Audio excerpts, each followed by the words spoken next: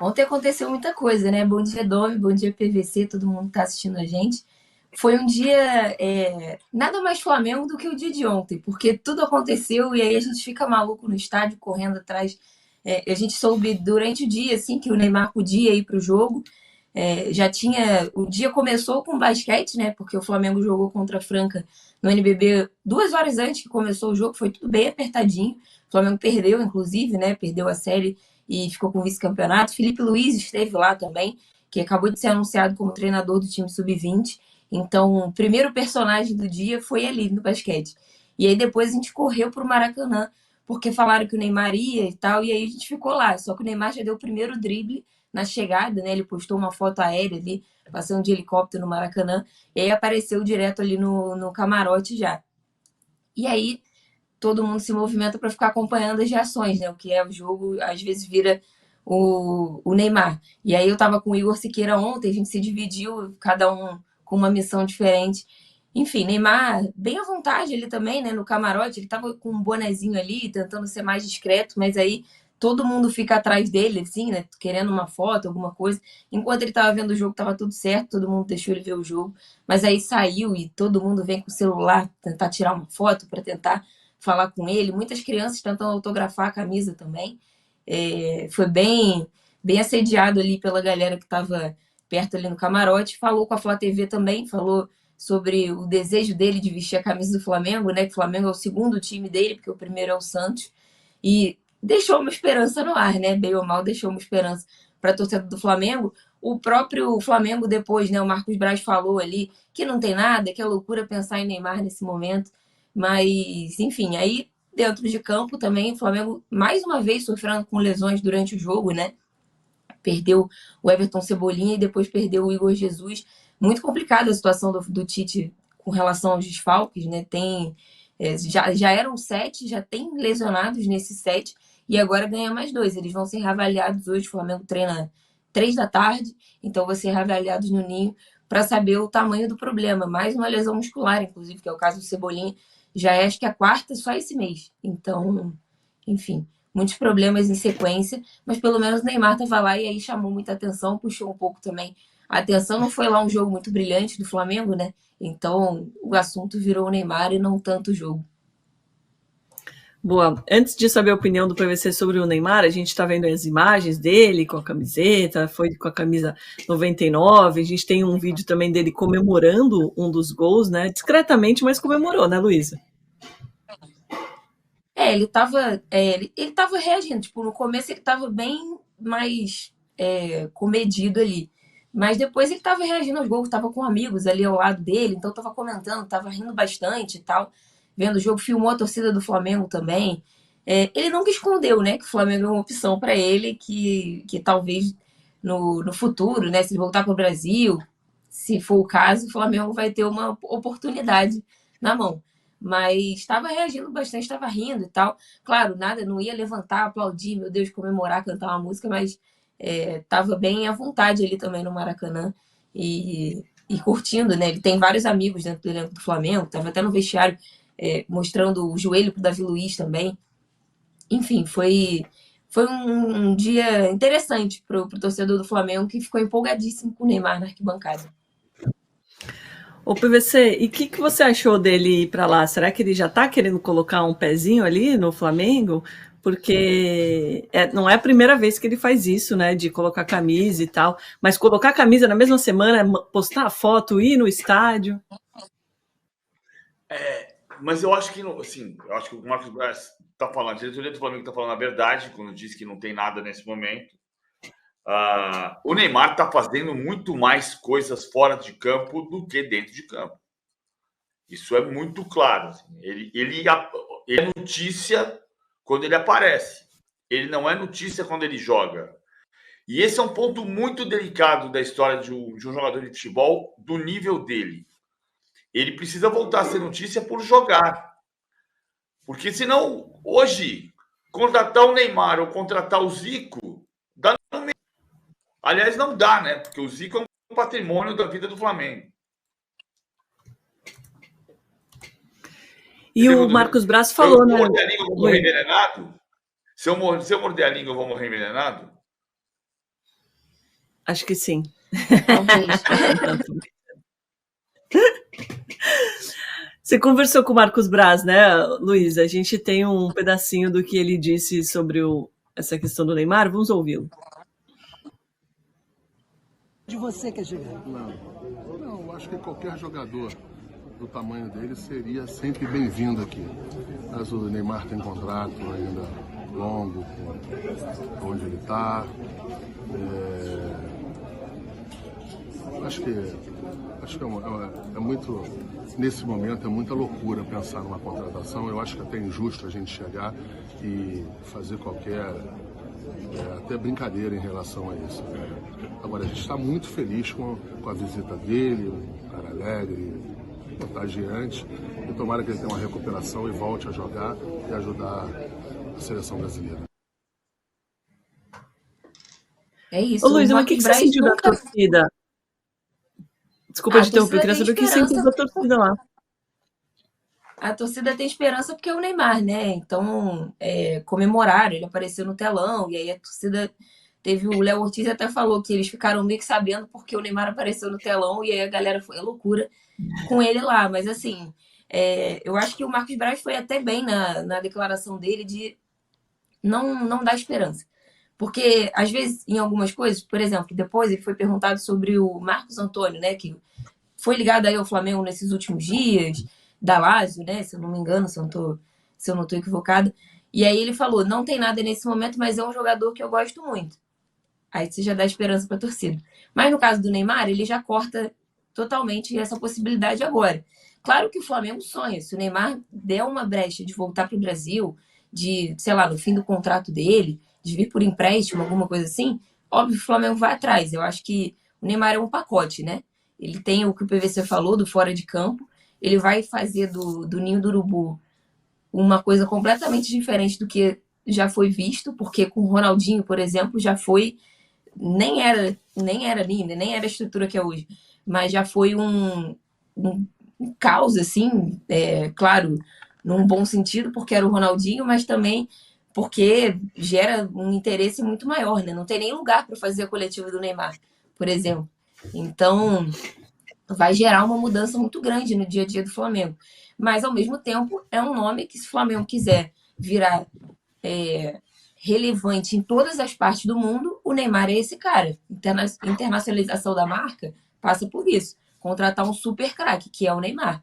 Então, assim, tem os dois lados, né? Tem um lado bom, que o Flamengo vai bombar mais do que já é, assim, mas tem o lado do Neymar estrela e, enfim, que vai trazer uma série de coisas que hoje o Neymar está mais no noticiário da fofoca, de coisas que não tem a ver com o campo do que com o campo.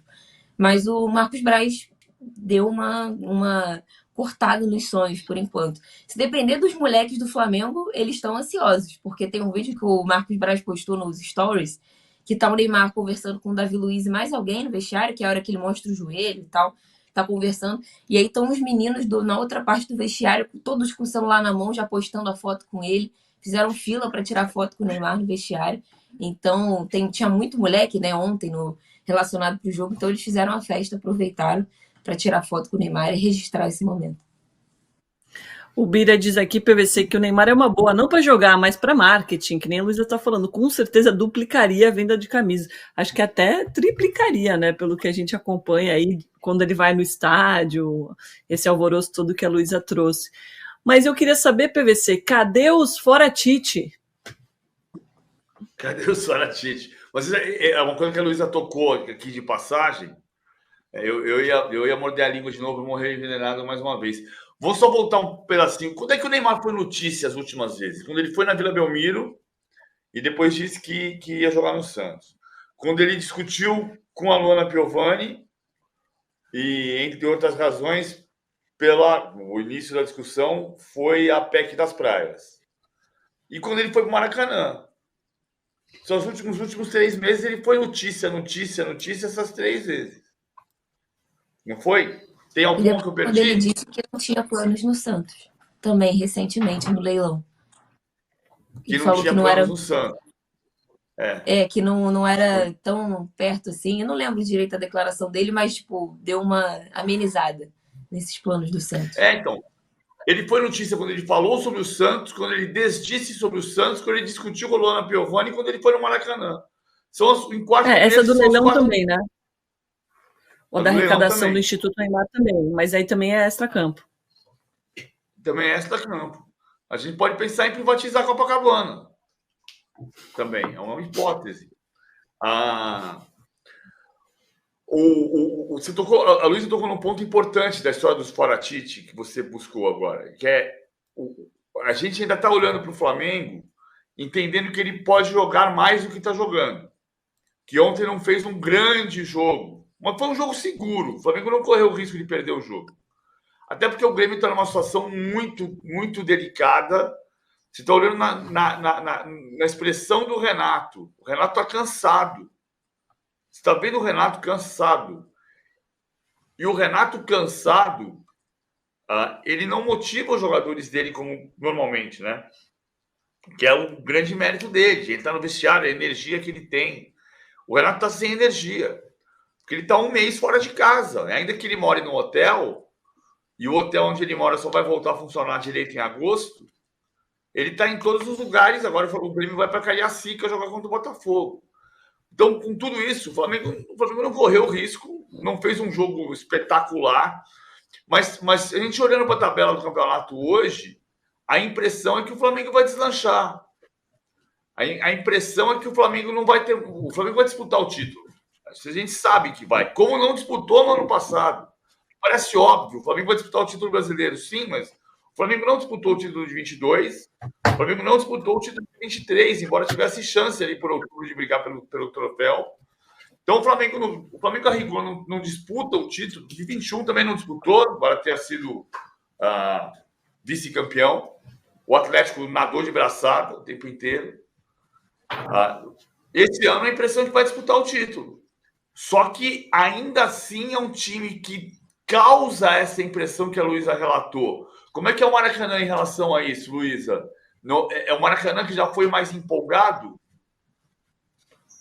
Com certeza. O Maracanã é muito exigente e aí qualquer coisa que começa a não dar certo gera reações. Claro que a torcida estava apoiando e tal, mas você vê que já começa uma impaciência quando começa a errar muito. No primeiro tempo, não precisa nem ser no segundo. No primeiro tempo, o time já sabe o vaiado, porque ontem Luiz Araújo fez gol. Mas eu arrisco dizer que talvez se não tivesse feito gol, o Flamengo podia sair vaiado no primeiro tempo. Então é um Maracanã bem mais impaciente, que cobra bem mais tipo, uma atuação melhor, um show mesmo, né? Um Maracanã que quer ver, não quer ver só a vitória, o Maracanã quer ver um show. E faz parte também do sarrafo que o Flamengo subiu. Hoje o Flamengo tem um timaço, claro, tá tudo desfalcado, mas teve investimento, ganhou muitos títulos, e aí o público no Maracanã muda também, e aí, enfim, se transforma nisso que é hoje, assim.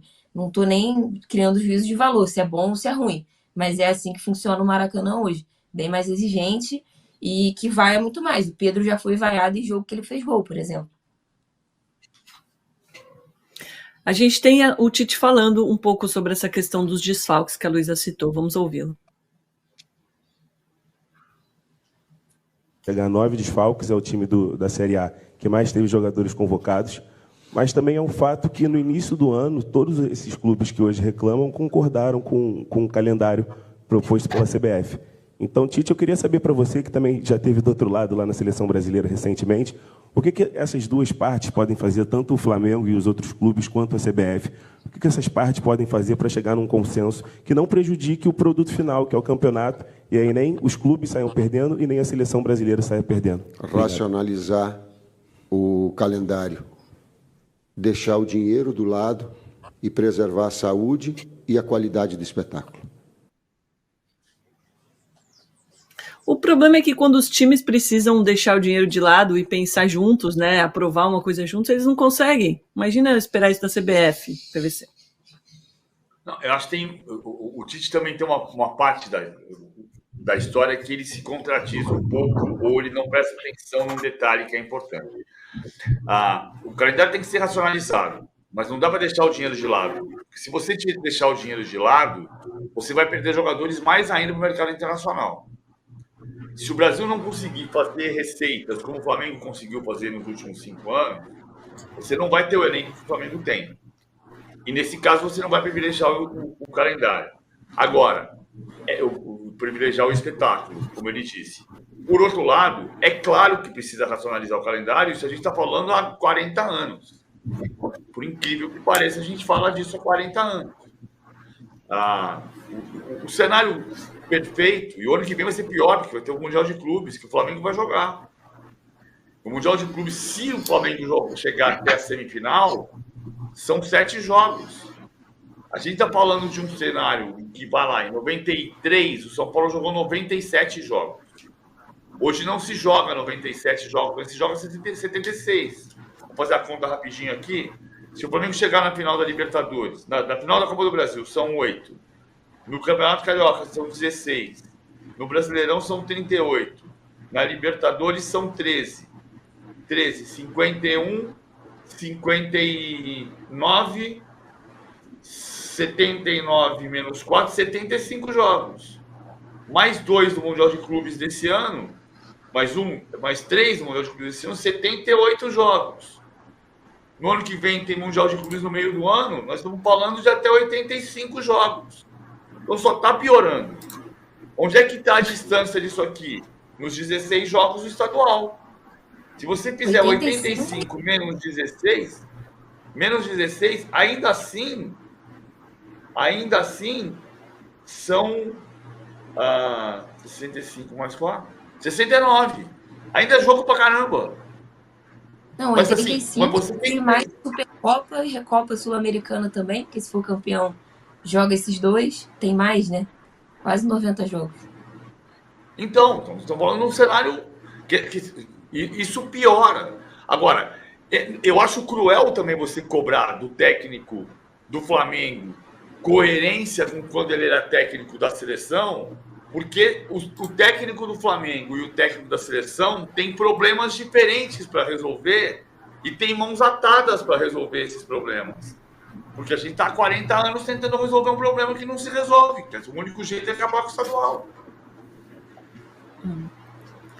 PVC, muita gente falando do Lohan aqui no nosso chat, como o Dudu Campos e também W. Rocha. Jogou muito, hein? Ele e o Luiz Araújo brilharam ontem no Maracanã. E queria que você explicasse um pouquinho dessa nova formação que o Tite está fazendo no Flamengo. Posso rodar a vinheta? Sim. Amer, por favor.